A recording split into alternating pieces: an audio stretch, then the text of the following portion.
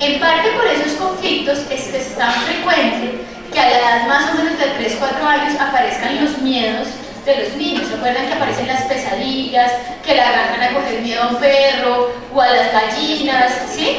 Porque es un poquito esta edad en donde la culpa es muy grande. Entonces, eso sería en este momento. Y más, de aquí para allá, que no cabría si me voy a caminar, pero supongamos que estoy parada aquí en los 8 años, por ejemplo, es una etapa que se llama latencia. Latencia quiere decir como que está en la nevera, como que esta primera etapa de desarrollo es emocionalmente muy fuerte, todo lo que es primera infancia, ¿sí? Cuando los niños entran al colegio, ustedes han visto que ya se vuelve más importante el colegio, estudiar, las cosas, pero dejan de andar comiéndose el pipí, dejan de andar metiéndose en el baño de las niñas, dejan de andar fregando tanto y de alguna manera como que friegan de otra manera, pero ya como en la cosa escolar, ¿sí? Esa es una parte en la que el niño deja un poco sus conflictos familiares tan fuertes y empieza a interesarse por lo académico. Por eso es que la lectoescritura a nivel psicológico también es muy importante que empiece a los 6 años, porque el niño emocionalmente está tranquilo, ¿sí? Está tranquilo de todo esto y ya puede pensar. A veces si se empieza antes, el niño de pronto todavía no está con eso. Un pobre, esa mamá que maltrata. Bueno. Entonces, en este momento, el niño va a estar trabajando todo lo que es industria, que es la posibilidad de construir cosas, hacer cosas, por eso disfruta tanto el colegio, pero a la vez van a aparecer todos sus miedos de inferioridad. Ustedes saben que cuando hay un niño en el colegio, ellos se dan cuenta que no hicieron la cosa tan bien como el de al lado, o sea, ese miedo de no poder lograr las cosas. Y en esa etapa, que sería como más del colegio, se desarrolla la competencia. ¿Sí? En el buen sentido, o sea, quieren ser mejores y todo eso. Entonces, miren, en cada escaloncito vamos a ir logrando cosas. Esperanza, voluntad, finalidad y competencia. ¿Listo?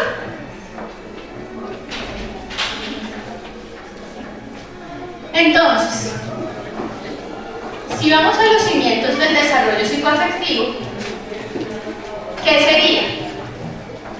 Vuelvo a caminar por acá. En este momento estaríamos en el primer círculo. Eso se va a repetir, así que si lo quieren, lo pueden copiar con todas las otras diapositivas que vienen, porque esto se repite. Pero el hecho de que yo acá trabaje como las relaciones afectivas y la confianza, no quiere decir que cuando yo esté trabajando esto, yo ya resolví esto, ¿sí? Voy a trabajar ahora otras cosas, más esto. Y después esto y esto, más lo otro, y así, ¿sí? O sea, no quiere decir que la confianza yo la trabajé en mi infancia y ya eso se quedó así, sino que cada vez se va agrandando. Entonces, en un primer momento van a ser relaciones afectivas. Todo esto se va a explicar despacio. En el siguiente es regulación, luego identidad, socialización y consolidación de la identidad. Entonces, ya eso, digamos que lo vamos a ver detenidamente. No importa, eso lo vamos, o sea, eso está ahí, pues no se preocupen. ¿Se acuerdan del primer circulito? El que estaba acá, para las que no alcanzaron a copiar, era el circulito más chiquito. Eso se llama la parte de las relaciones afectivas y vamos a trabajar el primer año. ¿Sí? Vamos a pasar del proceso de apego, como siempre, yo lo leo y se los explico después. Del proceso de apego, que es un primer nivel de organización, al vínculo objetal y la primera conciencia de diferenciación. ¿Qué es eso? La palabra apego ahora tiene mucha mala prensa. A uno le dicen, suelte esos apegos, usted está pegada a las cosas. Desafortunadamente no tenemos muchas palabras para explicar las cosas, pero esta es la palabra que se usa para decir que el niño, cuando nace, tiene que estar pegado a su mamá y tiene que sentir que la quiere y es su mamá gallina, es ella, ¿sí?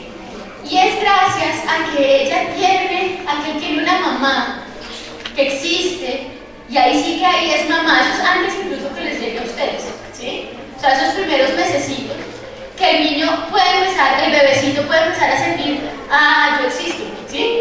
O sea, yo soy, es un primer nivel de organización. Y vamos a ir llegando al vínculo objetal. ¿Qué quiere decir vínculo objetal? Esas son unas palabras muy enredadas y se las voy a explicar. En psicología nosotros utilizamos mucho la palabra objeto y uno está acostumbrado a que objeto es una cosa, ¿cierto? Objeto es una silla. Entonces les voy a decir qué es objeto para nosotros los psicólogos, para que cuando hablemos de vínculo objetal entiendan, ¿sí? De eso lo hemos hablado en otros momentos, hablaba de relaciones objetales, uno no entiende, entonces les voy a explicar. Ustedes se acuerdan que uno en el colegio, ¿sí? Vamos a hacer un paseo al colegio. A uno le explicaban cuando veía gramática, sujeto, verbo y predicado, ¿se acuerdan? Entonces, si yo digo, yo le pego a la pelota, no, pero ese es objeto indirecto. Yo amo a mi mamá, entonces yo es el sujeto, amo es el verbo, mi mamá es el predicado, pero es el objeto de mi amor, ¿sí? Eso se llama objeto directo, ¿sí? Entonces, el objeto del verbo, o sea, yo hago un verbo hacia esa persona, ese es el objeto, ¿sí? Yo le pego a la pelota, yo soy el sujeto, pego a la pelota, ¿sí? Entonces, objeto es aquella persona, en este caso, hacia quien está dirigido mi amor, mi rabia, mi odio, que en primer momento es la mamá y el papá, o la tía, o sea, esos primeros objetos, ¿sí? Entonces, en el primer momento, gracias a que el niño tiene esa mamá que lo carga y que le permite existir, el niño se diferencia un poquito y dice, ah, yo soy esto. Pero cuando el niño ya sabe que yo soy una cosa X, o sea, yo soy esto que tiene pies y todo, de repente dice, ah, miércoles, es que mi mamá no soy yo. Y si esa señora se va, me riego porque me quedo sin nada, ¿sí? Entonces aparece el susto. ¿Qué tal que yo la pierda? Pero todo eso es la primera conciencia de diferenciación, ¿sí? ¿Cómo se ve eso? Con el juego del bu, ¿sí? Es decir, tú eres mi mamá, no te veo. ¡Ay, desapareció mi mamá! Nunca la voy a volver a ver. ¡Ay, qué alegría! Ya estás, ¿sí? Esa es la primera conciencia de saber que somos diferentes, ¿sí? Entonces, eso es lo que se logra en ese primer año de vida.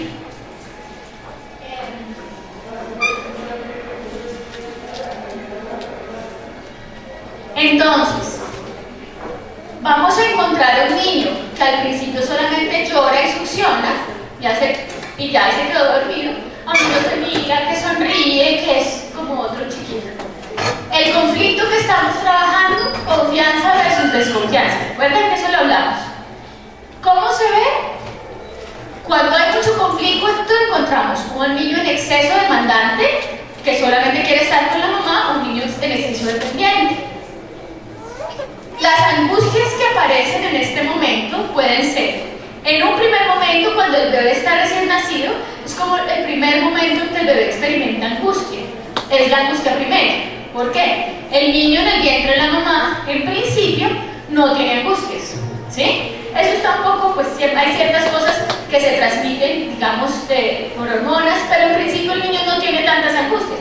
Mientras que cuando el bebé nace, inmediatamente, pues, va a haber un momento en que va a sentir ¡guau! Y eso es la angustia primera, ¿sí?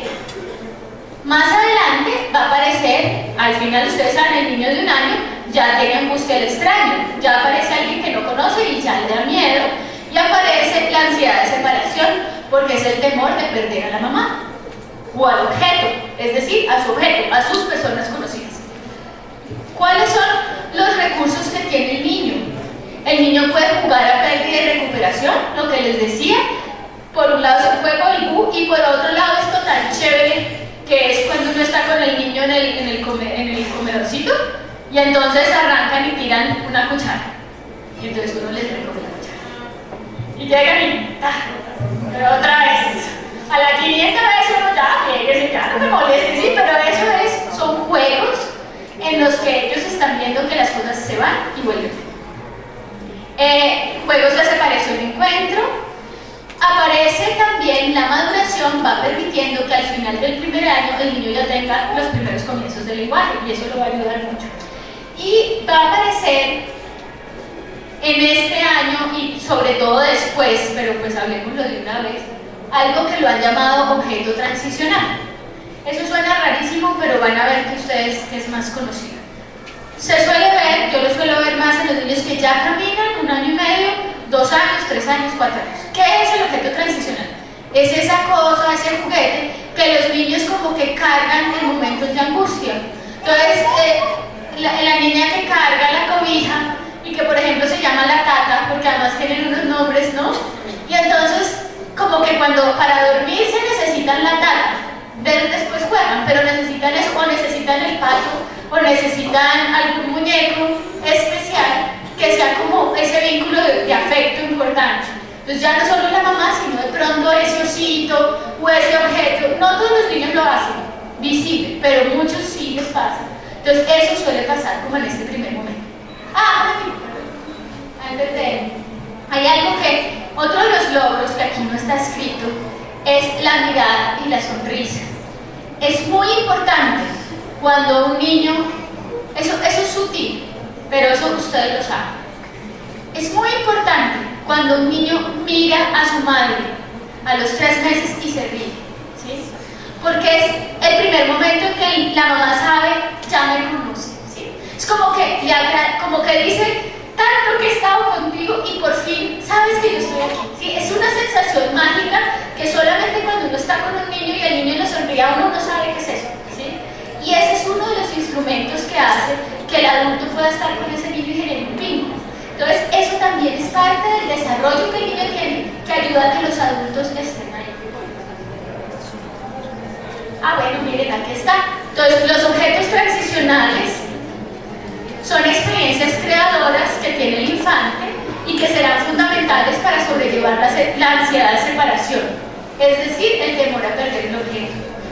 Cuando el niño se va a dormir, le da mucho miedo que al cerrar los ojos y soñar, pierda a su mamá y pierda a todos sus conocidos. Por eso a veces necesita ese objetivo que le da seguridad. Eso nos sigue pasando cuando somos grandes, a veces nos da mucho miedo dormir. Bueno, aquí ya para comercial, o sea, sí o no, que las chocheras se le despiertan a uno a la hora de dormir. Que necesito que la luz así, que la cama esté para acá, Entonces, esas son cosas que nos siguen apareciendo. El niño o la niña crea ese objeto, lo enviste en significado de sostén porque representa a la mamá, lo usa transicionalmente y en cuanto va alcanzando la constancia objetal, lo abandona para volver a él en situaciones límites como un recurso de salud mental. Eso tan enredado quiere decir, el niño coge una cobija que simplemente era cobija y lo vuelve su tata, ¿sí? Lo creó, o sea, ya es su tata, ya no es una cobija cualquiera. Ustedes saben, lave esa cobija para ver el problema en el que se mete, ¿sí? Esa cobija representa a la mamá y va a haber un tiempo en que va a necesitar la cobija a todas horas. Ya después no la va a necesitar, pero a la hora de que le dé miedo, la saca, ¿sí? Porque va a ser como el cordón de seguridad para cuando tiene miedo. Bueno, vamos a ir al segundo año de vida. Como les decía, yo les dije, el circulito en la primera diapositiva lo vamos a ver. Entonces, este era el circulito chiquito. Esto lo vamos a seguir trabajando toda la vida, pero ahora vamos a trabajar otras cositas. Entonces, vamos a estar entre la autonomía y la vergüenza y la duda, ¿cierto?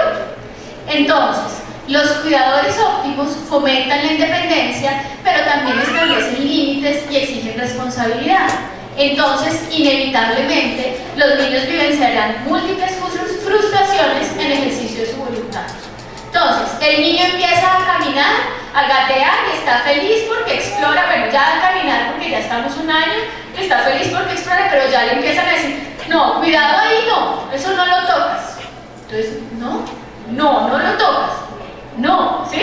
Pero ya no es como chiquito que haga lo que quiera, más o menos, pero acá ya es más fuerte el no, ¿sí? Y el control de esfínteres, tienes que ir al baño más o menos a los 18 meses, ustedes saben, ya es aquí y no es en otra parte, y ya uno empieza a exigirle a los niños más. En la medida en que uno le exige más a los niños, también ellos empiezan a volverse como así que no, ¿por qué? ¿Qué piedra? ¿Sí? Y se da esta primera, como les digo, es como una primera adolescencia, porque ellos pasan de estar aquí a querer conocer el mundo, ¿sí? Pero pasa lo mismo que con los adolescentes, es decir, estamos en una casa, el niño se va gateando, pero él está oyendo, y Y a veces se hace donde uno no lo mira, pero y de vez en cuando se voltea, ah, sí está, ¿no? Pero está jugando a irse, pero todavía no se va del todo, ¿sí? Eso es como el adolescente que se le dice hasta las 7 de la noche y llega a las 7:30 para decir, ah, tú estás pendiente, ¿no? Ah, se gana el regaño, pero igual es lo mismo, ¿sí? Siento que es que tú me habías dicho a las 8, es lo mismo, está jugando a, me voy, estoy, hago lo que se me da la gana o no, ¿sí? Entonces, dale. Entonces, en este momento vamos a tener mayor maduración, hay locomoción y lenguaje, y hay un ambiente que nos permite la socialización y ya los hábitos, ¿no? Entonces vamos al baño, etc. El conflicto es ejercer su autonomía o asegurar el amor del objeto a costa de la duda y la vergüenza sobre sí, control de esfínteres, alimentación, agresión. Es decir, si un niño hace todo lo que la mamá quiera, por ejemplo con la comida, se come todo lo que la mamá dice, pero resulta que ya ahí ellos dicen, no, pero es que si a mí no me gusta esto, entonces, ¿sí? Es como, ya yo soy yo, ya no es mi mamá la que decide lo que a mí me gusta, soy yo. Bueno, la expresión del conflicto, vamos a tener a un niño mucho más ambivalente, y ustedes lo saben. ¿Qué me le pasó a mi chiquito que está insoportable? ¿Sí? Es ese niño ambivalente, o sea, amoroso, pero a veces muy antipático. Es un niño donde puede aparecer el negativismo desafiante. Negativismo desafiante quiere decir no, ¿sí? No, no quiero, no, no. Bueno, aparece la agresión. La ansiedad predominante es el temor a perder el objeto, el amor del objeto. Los recursos potenciales del niño son juegos donde se puede ejercer el control, es decir, cuando el niño juega con agua, con arena, o también en juegos de roles, está siendo él el que manda, entonces él está empezando a asumir el rol del adulto. Y el niño se identifica con el objeto que genera frustración, lo que les hemos dicho, el no. Aparece la identificación con los ideales paternos, es decir, el niño quiere ser un poquito con los papás y el niño va desarrollándose como en este sentido. Luego tenemos el tercer circulito. ¿Se acuerdan? El primero, habíamos dicho relación, el segundo, regulación, o sea, en el primero las bases para una buena relación, en el segundo, regulación, es decir, ya tengo límites, y aquí aparece la identidad. La pregunta de, bueno, yo ya sé que yo soy distinta a esa señora y todo eso, ya yo me mando solito un poquito, pero ahora yo, ¿quién soy? Y entonces uno se mira al espejo y uno dice, bueno, ¿quién soy? Entonces, la vida del niño es como la del investigador que incorpora normas. El control interno que adquiere lo concede una vivencia de mayor autonomía.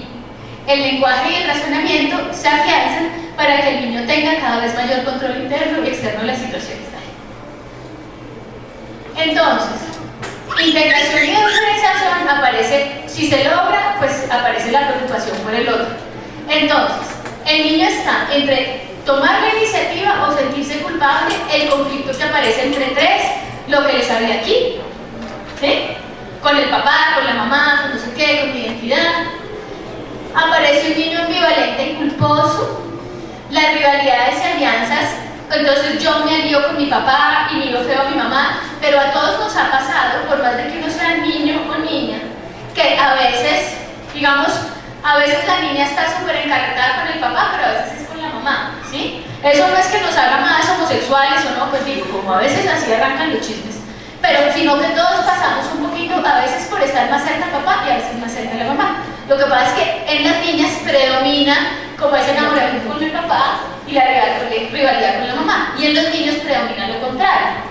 Pero eso no quiere decir que también se den esos niños que quieren estar siempre al lado de su papá para que el papá les enseñe y les explique, eso también está. Pero eso es un conflicto también en la parte de las rivalidades y alianzas.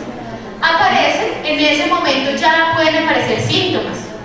Entonces aparecen los miedos que ustedes han visto, las pesadillas, estoy segura, ¿no? Las pesadillas, el miedo a algún animal y la ansiedad predominante. Por ejemplo, aparece la ansiedad de castración, es decir, los niños, especialmente los hombres, aparece mucho miedo que se le caiga del pene, ¿sí? Uno va a decir, uy, qué cosa más rara, eso no pasa. Miren, dos ejemplos. Cuando ellos están bien chiquitos y les gusta andar en peloticos, no falta diga, ese chico se lo va a comer la gallina si sigue faltando por así. ¿Sí? ¿Sí o no? Que eso por ahí se dice. Y además el niño llega y un día ve a una niña y dice, ay, pues se lo atacó la gallina. ¿Qué me va a pasar? ¿Sí? Y aparecen esos miedos. Más adelante, cuando los niños son más grandes, a ellos les da por hacer chistes y a mí me gusta oír los chistes de esas edades, porque a uno eso chistoso no le parece, pero y ellos no le cuentan a uno ese chiste, ese es un chiste secretísimo, ¿no? Y son chistes así, había un señor y no sé qué, entonces le dio por orinar por un huequito y al otro lado pasó una señora que necesitaba un salchichón para el almuerzo y lo cortó, ¿sí o no? Ese es un chiste. Y ellos se ríen y uno, ¿sí? ¿Por qué? Porque están muy preocupados por toda esa diferenciación sexual, ¿sí? ¿Qué tal que me pase a mí eso y todo eso? Lo mismo las niñas. Las niñas entonces pasan por una etapa de curiosidad. ¿Y eso qué es? ¿Y mi hermanito por qué tiene eso? No sé qué, yo por qué no lo tengo. Y toda una cantidad de preguntas y de entender y también todas esas fantasías del embarazo. Todos los niños dicen, no, yo estoy embarazado. No, papi, tú no puedes estar embarazado porque tú eres un hombre. Pero ¿por qué no? Pero no sé qué, pero sí, sí. Todas esas preguntas de esa edad que son importantes. Aparece ese temor y ese sentimiento de culpa también. ¿Qué juegos aparecen en ese momento? Juegos con la vida amorosa de los padres, es decir, el papá y la mamá. Vamos a jugar al papá y la mamá, es la edad. Es también el momento que es tan bonito, y ustedes lo saben, del pensamiento mágico. Yo soy una princesa, vale que yo era una princesa, y entonces estos son mis caballos, y no sé qué. Ustedes ya saben, a los 8 años ya ese juego les parece súper bobo, ¿sí? Eso no es feo. Pero esta sí es la edad del pensamiento mágico. El hecho de que sea, y vamos a hablarlo también claro, y me gusta aquí cuando pusieron el ejemplo de la niña invisible, ¿cierto? Era porque también estabas en una edad de pensamiento mágico. ¿Por qué nosotros vamos a trabajar, y ustedes ya saben, con un hipopótamo? Porque los niños cuando tienen esa edad están en ese momento del pensamiento mágico.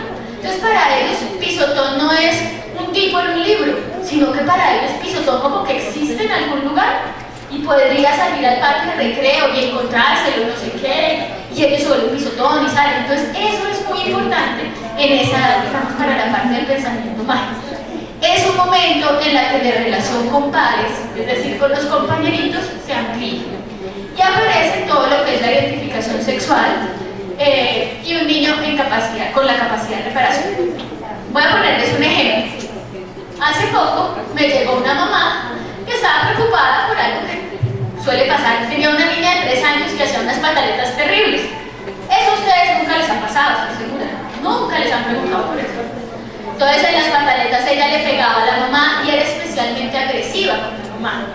Y estaba la niña en todo este conflicto. Entonces ella, a la mamá, era la que le hacía las pantaletas. La mamá le ponía un vestido y ella se lo quitaba y se ponía otra cosa. La mamá me decía, pero es que ella es a ponerse lo que quiere, se pone el pantalón verde con la camisa rosada y los zapatos morados, no, eso ya no sale por ninguna parte. Entonces, todo eso era ella rivalizando con la mamá. Y llegaba el papá y me decía la mamá, y llega el papá y está con una princesa divina, no sé qué, ¿sí? Entonces, es un ejemplo. Esta chiquita de 3 años tenía todas esas rabietas con la mamá, pero también la quería mucho, o sea, era una relación normal como se suele dar, pero empezó a tener pesadillas por la noche y no se podía dormir. Entonces, en parte la culpa que sentía por tratar a la mamá como la trataba, porque le pegaba, cuando hacía pataletas le pegaba y todo, y aparecía por las noches en forma de miedo. Entonces, era como un ejemplo de un momento de cómo se conflictualiza todo. ¿Listo? Sí. Bueno, entonces, lo que habíamos hablado en el